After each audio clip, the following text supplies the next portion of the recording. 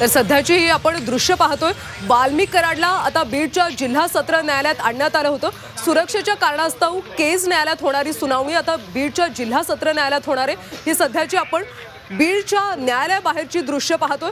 वाल्मिक कराडला आता बीडच्या जिल्हा सत्र न्यायालयात आणण्यात आले। अधिकची माहिती घेऊयात आमचे प्रतिनिधी ज्ञानेश्वर पतंगे यांच्याकडून।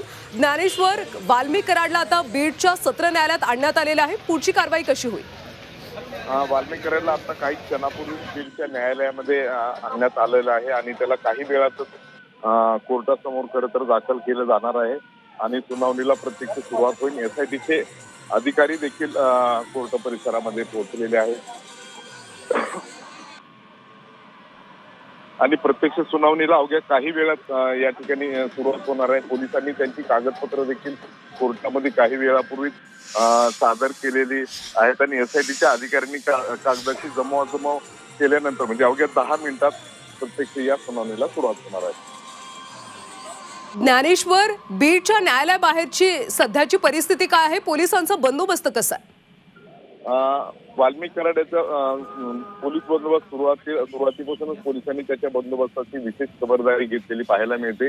आता बीड परिसरात देखील पोलिसांनी आपला बंदोबस्त वाढवलेला आहे। बीड परिसरात सुनावणीसाठी जे नागरिक आलेले होते त्यांनाही आता कोर्टाच्या परिसरातून बाहेर काढण्याचं काम खरं तर सुरू आहे आणि त्याची सुरक्षा कशी कडेकोट राहील याची पोलीस खबरदारी घेत आहेत आणि जसं की केज न्यायालयाचं कामकाज थांबवलं गेलं होतं त्याची सुनावणीपर्यंत बीडमध्ये मात्र हे कामकाज थांबवण्यात आलेलं नाही आणि ज्या कोर्टामध्ये आता त्याच्यावर सुनावणी सुरू होणार आहे त्या कोर्ट परिसरातील इतर कामकाज मात्र सुरूच आहे। सुरक्षेच्या कारणावरून पोलीस सध्या परिसरामध्ये जे न्यायालय कामकाजासाठी नागरिक आलेले आहेत त्यांना बाहेर काढतायत, म्हणजे सुरक्षा वाढवलेली आहे।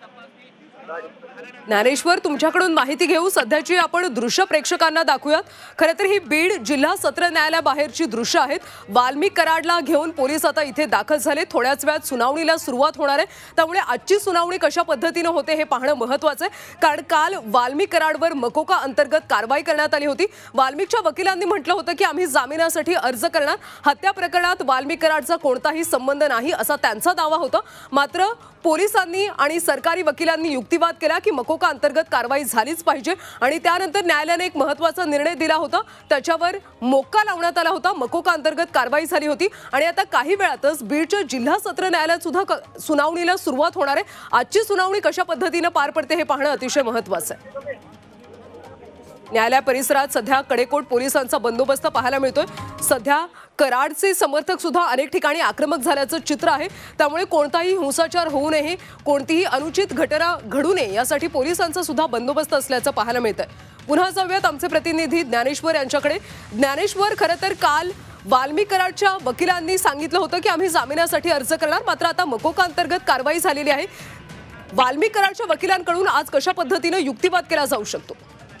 काल वाल्मिक कराड याच्यावर जो 308 मध्ये खंडणीचा गुन्हा दाखल होता त्या संदर्भात खरं तर केस कोर्टामध्ये सुनावणी झाली आणि केस कोर्टामध्ये वाल्मिकच्या वकिलांनी युक्तिवाद केला की वाल्मिक कराड हा पोलिसांना तपासात सहकार्य करतो आहे आणि त्याच्या संदर्भात खंडणीच्या संदर्भात जो काही तपास करायचा होता पोलिसांना तो पूर्ण झालेला आहे, त्यामुळे त्याच्या आता पोलीस कस्टडीची आवश्यकता नाही अशा पद्धतीचा युक्तिवाद केला होता आणि युक्तिवादामध्ये त्यांनी सांगितलं होतं की वाल्मिक कराड याच्यावर राजकीय द्वेषापोटी खरं तर ही कारवाई करण्यात आलेली। पोलिसांकडे तसे कोणतेही पुरावे नाहीत आणि पोलिसांनी जे मुख्य नक्कीच ज्ञानेश्वर, त्यामुळे आज वाल्मिक कराडचे वकील आणि सरकारी वकिलांमध्ये काय युक्तिवाद होतो याकडे आपल्या सगळ्यांचंच लक्ष असणार आहे। धन्यवाद माहितीसाठी।